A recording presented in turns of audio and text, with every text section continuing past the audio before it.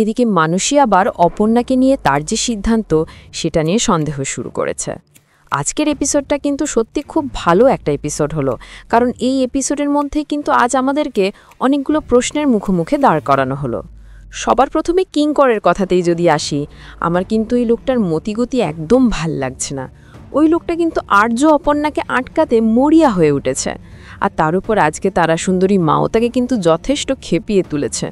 তবে হ্যাঁ, এটা শিওর সে কিন্তু আর্যর কোনো ক্ষতি করবে না, কিন্তু তার মানে তো এটা নয় সে অপর্ণার কোনো ক্ষতি করতে পারবে না। এই কথাটা আমার মাথায়, কারণ কিন্তু আজকের প্রোমোতে আমরা কি দেখেছি? আমরা দেখেছি অপর্ণা কাউকে না জানিয়ে ট্যাক্সিতে উঠে পড়ছে মাধবপুরে যাওয়ার জন্য, কিন্তু আর্য ছদ্মবেশে ট্যাক্সি ড্রাইভার সেজে এসেছে। তো এবার যদি হিসেব করে দেখা যায়, তাহলে কিঙ্কর অবশ্যই এই সুযোগটাকে কাজে লাগাতে চাইবে। সে তো এই সুযোগে অপর্ণাকে সরিয়ে দিতে চাইবেই। তাহলে এমনটা নয় তো কিঙ্করই অপর্ণাকে মেরে ফেলার জন্যই অ্যাক্সিডেন্টটা করিয়েছে?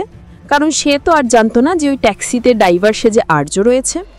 ওদিকে মানুষই আবার দেখছি অপর্ণাদের বাড়ির লোকের সাথে, তাদের পাড়া প্রতিবেশীদের সাথেও অপর্ণাকে মেলানোর চেষ্টা করছে। আর তারপরেই তার কিন্তু মনে হচ্ছে যে অপু সবার থেকে আলাদা। আর এরপরে কিন্তু তার মনে এখন সন্দেহ হচ্ছে।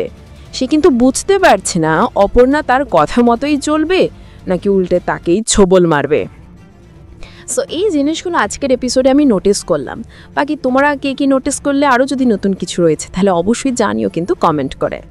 দেখুন চিরদিন তুমি যে আমার, প্রতিদিন সন্ধে 6:30-এ শুধুমাত্র জি বাংলায়। এইরকম সমস্ত আপডেট সবার আগে পেতে অবশ্যই আমাদের চ্যানেলটি সাবস্ক্রাইব করে নিও।